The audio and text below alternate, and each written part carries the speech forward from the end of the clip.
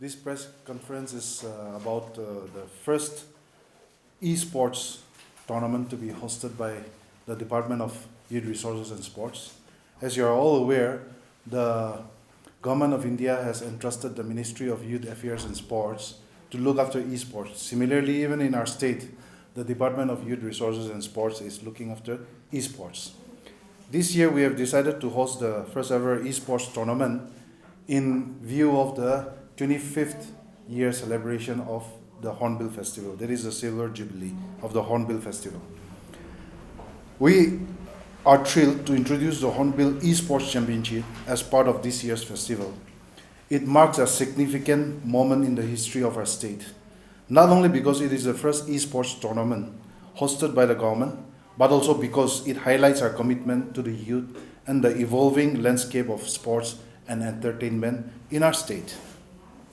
The reason why we are holding this Hornbill Esports Championship is to ensure that there's skill development, takes place, to ensure that global opportunities are open to our youths, and also for technological and innovation progress. We are also starting this esports to ensure that our environment, the environment that we create for our people, for particularly the youth, is inclusive. And then finally, that there's a positive engagement with youths, be it in physical sports or be it in virtual sports. This year, the esports, we are hosting it in collaboration with Level Up Consultancy, which is an esports consultancy. And we are hoping to at least attract more than 300-400 youths from across the state as well as the Northeast region. This year's esports is open only to the people from the Northeast. So next year we will see whether we can take it forward or not. We are also expecting a number of participation from various computer companies and even youth-related companies as either sponsors or as partners in this particular esports tournament. We are in the process of talking to various companies like Lenovo, Asus. Then we are also in process of talking with the Red Bull manufacturing companies and other computer-related companies like even the HCL also. We hope that some of them will come on board to host this esports with us. The Department of Youth Resources has, as earlier stated, undertaken this venture to start esports in the state because we have seen that a number of our youths, they have various talents. Some youths have talents in physical sports like football, athletics, or cricket. Other youths have got talents in, which we normally think is actually not good for the society, but we have found that over the years, esports is something that is garnering a lot of support all over the world. Recently, you would have noticed that on the eve of the launching of the Paris Olympic 2024, the International Olympic Committee has announced the Esports Olympics, which is to be hosted by Saudi Arabia in 2025. So, esports is becoming a mainstream even now, and we believe that our state should not be left behind. Therefore, we are also starting this. The level of involvement of various state governments in the country is, as of today, not very high, especially in esports. So we thought that by taking a plunge into this esports, our government, our state will be one of the front runners as far as esports is concerned. And we believe that once we undertake such events, our children, especially our youths, will be, bringing laurels to our state and even to our country in the international arena. And esports is one thing where a lot of, the money involved is also quite a lot. It's a billion-dollar industry. And we believe that in the few years to come, once the Olympic esports starts, then we believe that it will become a trillion-dollar industry where each one of us will be able to, take a positive part in that esports. So if there's any question, we would like to take. What is the prize money for the esports? The prize money for the esports this year is about 6 lakh. Total prize pool is 6 lakh, and we are hosting 3 different games along with a very familiar thing called the cosplay. So cosplay is actually to give an entertainment space for the participants as well as for the people who come to witness the esports. And the prize money for, I think Naro can take over the prize money for this the games, various games.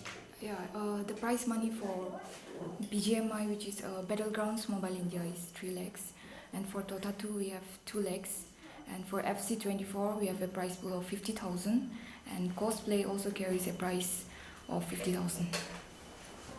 Is there any limitation on the number of participants? No, the esports, there's no limitation on the number of participants because the first primary round is going to be online. It's going to be virtual.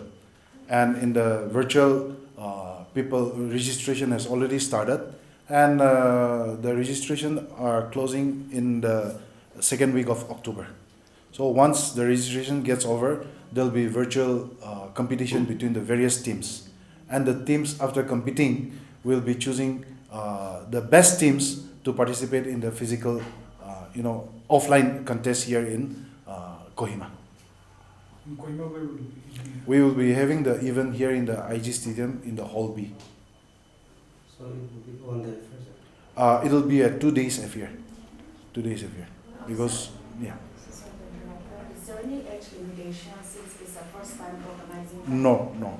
Esports doesn't have any age limitation.